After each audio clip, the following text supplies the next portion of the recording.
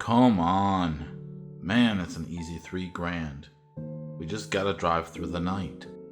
I stared at Tucker, my best and stupidest friend. And it's not drugs? We aren't transporting coke or something? I asked. No, dude. It's not illegal. He rolled his eyes. And it's not drugs or people, I asked. I chewed on my inner lip as I considered the drawbacks to joining Tucker on another of his poor life decisions. What is it then? I asked. Tucker shrugged. All the guy said was come by tonight with a friend. God, this was a mistake. I even knew at the time it was a mistake, but now I was out of work, like a lot of other people right now. I just needed a little money to hold me over until I could get another job. So, 2 weeks ago, I went with Tucker to meet with Mr. Ezra Mack. Ezra is a portly, short dude with an oversized mustache and droopy eyes. We met with him at a vacant lot just outside of town where the summer fair usually set up. Of course, that wasn't really a thing this year, so it was just an empty field with a few pieces of garbage fluttering about. After giving me a once-over, Ezra just nodded and said, "You'll do. Come on, boys." We followed Ezra to the other side of the lot, where a U-Haul truck quietly idled away. "Get this to the customer by morning. I'll have 3,000 for each of you, and probably a few more jobs waiting." I glanced at Tucker, who was clearly just seeing dollar signs, but I was a little more skeptical. What's in it?" I asked. Ezra chuckled before gesturing forward. "Take a peek, son. Just keep your distance," he said. Somewhat relieved that he didn't seem all that concerned by me seeing what was inside, I went up to the truck and opened up the back. All I could make out in the darkness was a cage. Then I saw a pair of eyes looking back and I heard a beastly snarl. I yelped and fell back on my ass. Ezra laughed it up some more and he shut the door before I could get a better look. "Exotic pets. People pay an arm and a leg for something that can gobble them and their kids up," he said. Is it a tiger? Now Tucker looked disappointed he didn't get a better look. "Sure, if that makes you feel better." Ezra helped me back to my feet and patted my shoulder. "Clock's ticking, so get a move on. I suggest you don't think too hard about it and don't make too many stops until you reach the customer. And stay out of the fucking back. He's caged for now, but I don't want either of you pissing him off. I'm not paying for your hospital bill." I nodded. I didn't need to be told twice. You know, I was actually relieved it was just a tiger, considering the other less favorable options like drug or human trafficking. After Tucker and I played a round of rock, paper, scissors, it turned out I was going to be driving for the first leg.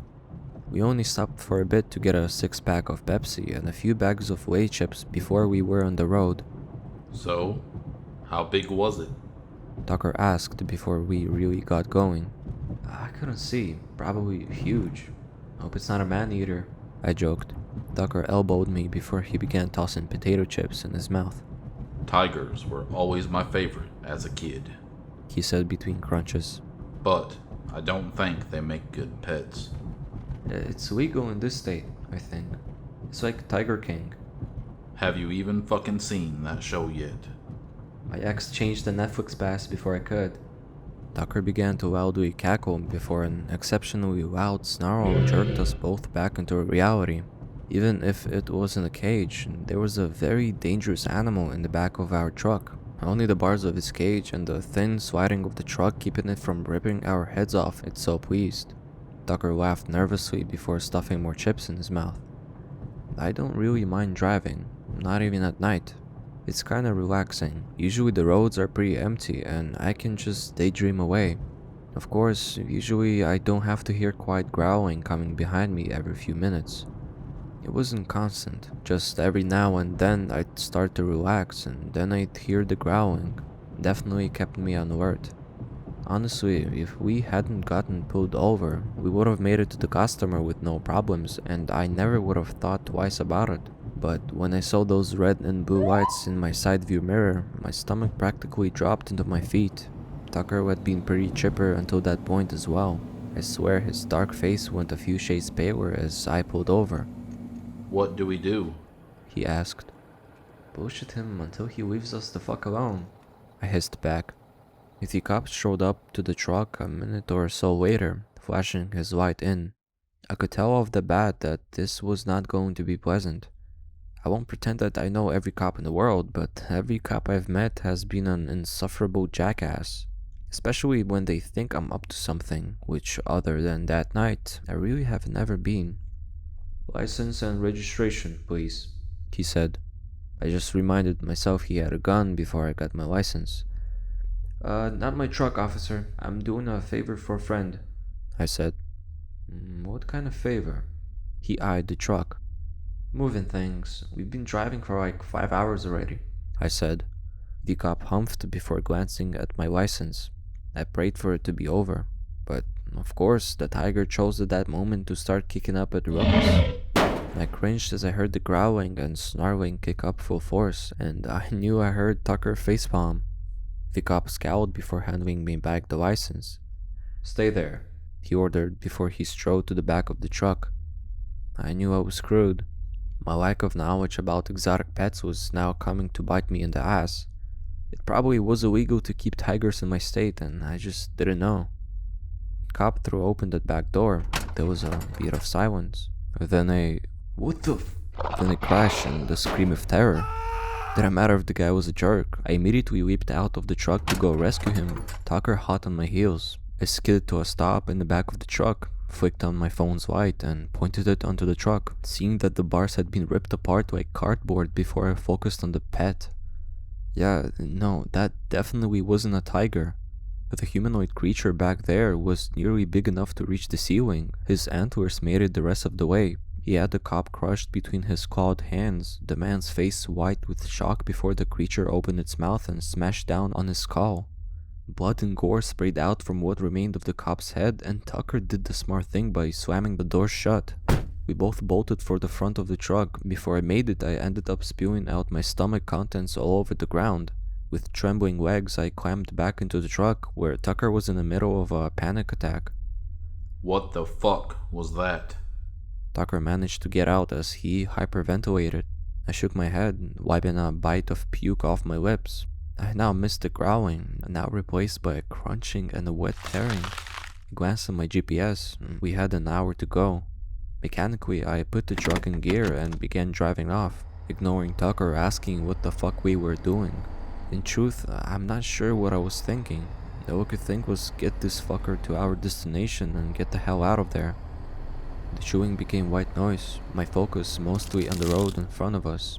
Our destination was thankfully tucked away back into the woods. No more interstate for us, but what was worse was when the horrifying mastication of the body finally drew to a close. The chewing was replaced by a sound that made the hair on my neck stand on end. From the back of the truck, I swear to God, I heard whispering. I craned my ears in an attempt to make out any distinct words, but it was too muffled for me to take out any clear words. Tucker began reciting the Lord's Prayer, whimpering in between each breath. I just gripped that steering wheel even tighter and watched the minutes tick down slowly on the GPS. The house we pulled up to was pretty nice. It wasn't like a woodland mansion or anything, but I certainly couldn't afford it. Tucker bailed from the truck before I even came to a full stop, and I wasn't far behind him. I sped walked to the front door and didn't even knock before the customer opened up. He looked so normal, man, like the average dude you'd pass on the sidewalk and promptly forget in 2 seconds. Not like a person who's buying monsters. But he glanced back at the truck and his eyes just lit up. "Is it here?" he asked. "Yeah." I wiped the sweat off my forehead.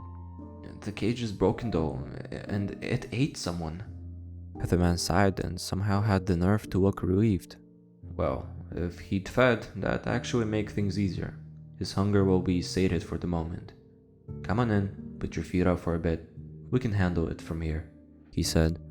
Tucker and I waited in the man's kitchen, sipping flat Pepsi and doing our best not to look out the window where the man and a few other people were getting that thing out of the back of the truck. The man came in about half an hour later, told us they sprayed out the inside of the truck, handed us a few wadded up $100 bills for a tip.